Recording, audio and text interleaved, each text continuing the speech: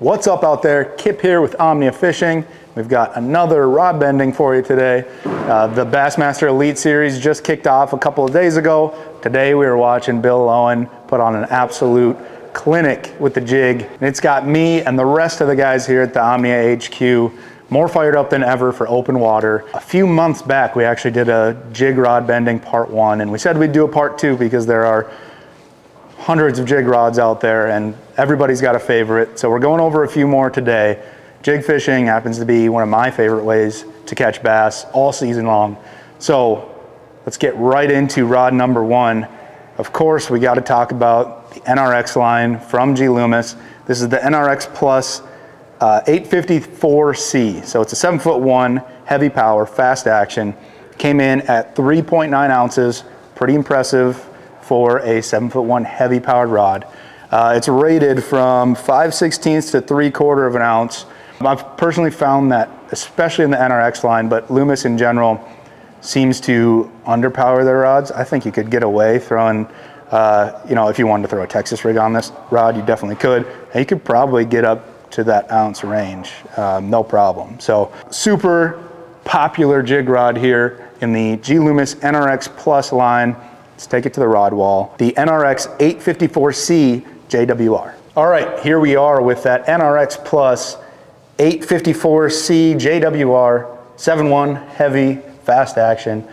I've actually owned this rod in the past. Super awesome, it's an awesome rod. I will say, loading into this rod, it's got a ton of power.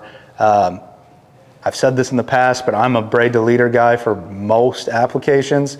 For me, this was just a little too much backbone for braid to leader. Something's gonna fail when you've got a rod this stiff. You've got your connection knot, let alone your not connecting your line to your lure. So personally, I prefer a little bit softer jig rod, but if you are a big line, straight fluoro dude, if you're old school and you're a mono guy, you can definitely set the hook on with a jig on this rod. Super light in hand, recoil guides about halfway up the blank. A really tough rod to beat in the jig category. There are some other popular ones in the NRX line. For a softer one, the 853 is a great choice. A lot of people like the 873 Carolina rig rod for a jig. And of course the 894 as well, if you like a little bit longer rod. But this is rod number 1, the 854 NRX Plus from G Loomis. All right, rod number 2. This is a rod that is completely different than the one we just looked at. It's not your stereotypical jig rod, but we had to talk about it because this is the rod that Seth Fighter, one of our good friends, likes to throw a jig on. It is definitely a braid to leader rod. It's a lot softer, but nonetheless, I've used this rod as well, and it is awesome for your lighter jigs. This is the 7-foot medium heavy, extra fast Tatula Elite AGS from Daiwa. It's Brent Ayler's rod, actually. It is called their Power Finesse rod. Power Finesse sounds kind of backwards, right? Is it power, is it finesse? It is actually a little bit of both. From when I've used it, it's got a really light tip, and then it's almost like a medium powered tip, and then you eventually hit some medium heavy backbone. So really cool rod here. It came in at 4 ounces flat, super light. The ratings on it are 1/8 ounce to 1 ounce. And this is what I'm saying when I think Loomis underpowers their rods a little bit. There's no way this rod handles more than that 854. So super light in hand. The AGS guide train absolutely helps with that. It feels like nothing. But let's bring it to the rod wall. The Tatula Elite AGS 7-foot medium heavy, extra fast. All right, back on the wall with that Tatula Elite AGS, the 7-foot Power Finesse rod. One thing we get asked about a lot is, can you run braid to a leader through AGS guides? Right on the package when you order one of these rods, it tells you not to. Personally, I've done it with every AGS rod that I've owned. Seth obviously does it as well. As long as you are tying a thin enough knot, you really shouldn't have any issues. FG goes through there no problem, and Alberto goes through there no problem. I wouldn't go with like your uni to uni, something bulky like that. You will hang up in these guides. And as many of you know, AGS guides are liable to break rather than bend. So As long as you're careful, use a thin knot, not an issue. But to the actual bend, definitely an extra fast action. Just imparting a little bit of power. You can see that tip is the only area that really wants to bend. But I was actually kind of shocked. I owned the previous model of this rod, and it didn't feel like it had this much power. After that initial tip section, I'm way into the medium heavy part of this rod, it feels like. I would have absolutely no problem throwing 1/2 ounce, 5/8 ounce, even jigs on this rod, especially with the braid to leader. But even for your fluoro guys, this would make an awesome like weightless Texas rig rod, like a Fluke or a Senko or something like that. And I think it'd make a killer spinnerbait rod too. It's got a nice short handle, so if you're roll casting around cover or docks or something like that, this would be a sweet option. This has been one of my favorite dock skipping rods. Definitely a cool one here in the Daiwa Tatula Elite AGS line of rods. All right, for rod number 3, we are going back to the opposite end of the spectrum. This is the Falcon Cara 7'4" heavy. I'm calling it a moderate fast. It's rated from a 1/2 ounce to 1 ounce lure weight, and it came in at 4.1 ounces. A 7'4" rod, heavy power, coming in at 4.1 ounces. It's really impressive. I will say, I don't think they do a bunch of counterweighting in this rod. It's a tiny little butt section, so I imagine 4.1 ounces is just what you get. There's no counterbalance here.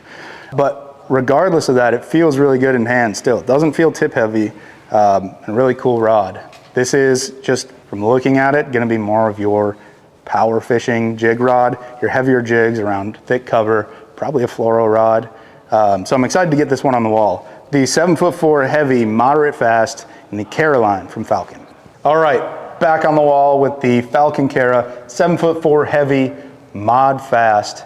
And if you just give it a little pressure, definitely not as quick as that Tatula rod we looked at earlier. You can see even just with a little bit of pressure there, it wants to load a little further, but that tip section is stiff. It's pulling back on me quite a bit. I have to apply a little bit of pressure to get it to actually bend. So my initial thoughts seem to be fairly accurate here. This is gonna be your big jig, thick cover, big fluorocarbon, 20 pound, 22, 25 pound fluoro. And this is a rod that Jason Christie has had a lot of success with in those scenarios. Definitely bends further into the blank. Again, got a ton of power. But with that mod fast action, I don't think this is limited to just a jig. I could see this being a really good mag draft rod early in the spring, late in the fall. A bigger bait rod, offshore football jigs, chickens, or preacher jigs as some of you guys like to call them. Definitely a more versatile rod than just a jig rod on your heavier side of the spectrum. So cool rod here in the Cara line from Falcon. Again, this is the 7'4" heavy mod fast. All right, the next 2 rods that we're looking at are for the guy that likes a little bit longer jig rod. Maybe this isn't your rod for up close pitching and flipping, or skipping under docks, fishing that heavy cover. Maybe this is your rod that is on the outside of a weed line where you've got some room to work with and you want a little bit longer rod that loads up a little bit further, allows you to fight the fish a little bit better. So these next 2 rods are going to be a little bit longer. Actually, both of them I believe are going to be 7'5". And this one is the Daiwa Steez AGS Bottom Contact 2. This has been a super popular rod in the original Steez line and now in the new one as well. But it's a really popular football jig rod.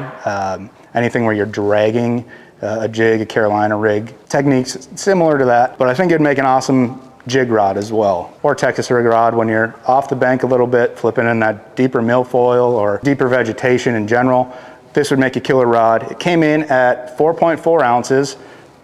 Not as light as I thought it would be with the AGS guides and obviously the high quality blanks that you're gonna find in the Steez, but it does feel really, really good in hand. As far as specs go on the rod, it's a 7'5", medium heavy.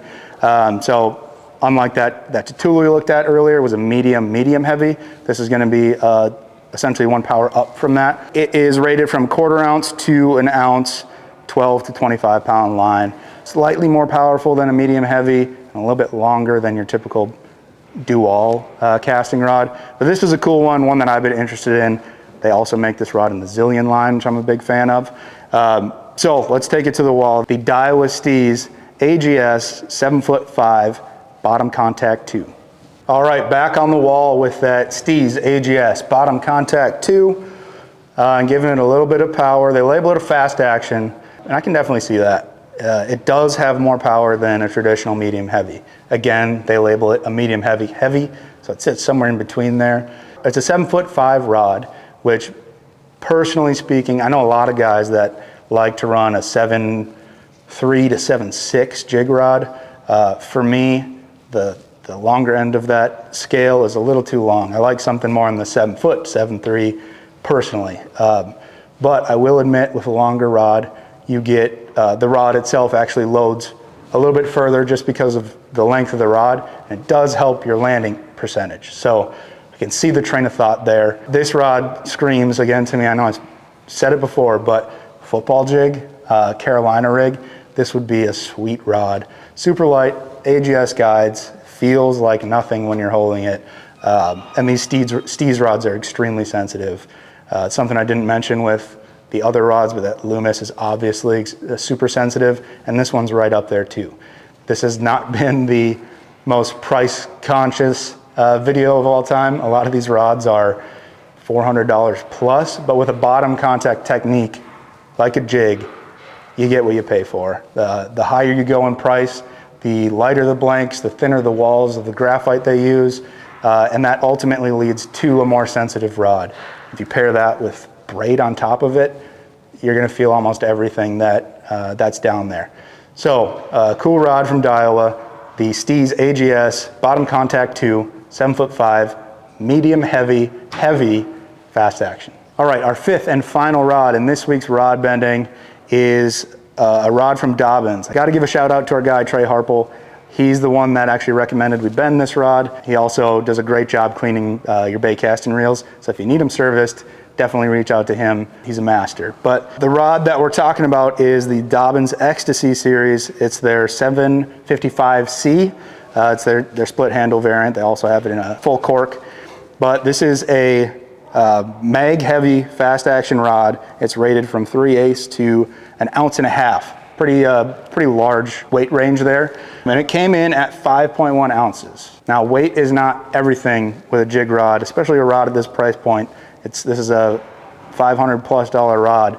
Dobyns is very well known for balancing their rods extremely well. So they definitely have some weight in the back half of this rod here in the butt section, and it feels incredible. It feels like there's nothing out in front of this reel. So it is the heaviest rod that we're talking about today, but it actually feels like one of the lightest in hand. I'm not kidding you there, it feels awesome. This is the rod that I haven't used personally. I know a couple of our warehouse guys have used the Ecstasy line and have spoken very highly of it. So I'm excited to get this one to the wall. Again, Dobyns Ecstasy 755C, and this is a 7'5" mag heavy fast action.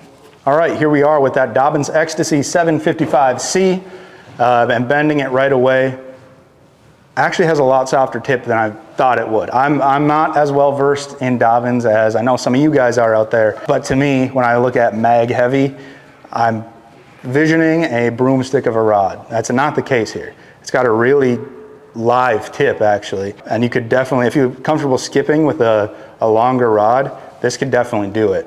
And once you get into power, or once you give it some power, you actually get into a really stout backbone. So I don't know, you Dobyns guys tell me if this is kind of what they're going for, but it feels like a softer tip, and then that mag heavy really hits in the backbone, or in the back section of this rod. But super sensitive graphite here from in the Ecstasy line, feels incredible in hand. And again, this is for you guys that prefer a little bit longer jig rod. I could see it playing in those same scenarios that bottom contact 2 did. For me, it's a deeper vegetation Texas rig rod, jig rod, Carolina rig rod. But for you guys that like a longer rod, definitely don't hesitate to look at the Ecstasy line, specifically the 755C. All right, that is gonna wrap it up for this week's rod bending of our best jig rods, part 2. Like I said, there are hundreds of jig rods on the market. We could make part 3, 4, 5 of this series. So if we left your favorite jig rod out of this video, be sure to leave it down below. If we've got it here, we will definitely bend it in part 3. And a reminder, if you are not an Omnia Pro member, a lot of these brands that we talked about today are tough to get a discount on. But if you're an Omnia Pro member, you get 10% back on all of your orders, including these rods. So make sure to check that out. Start a 7-day free trial if you haven't already.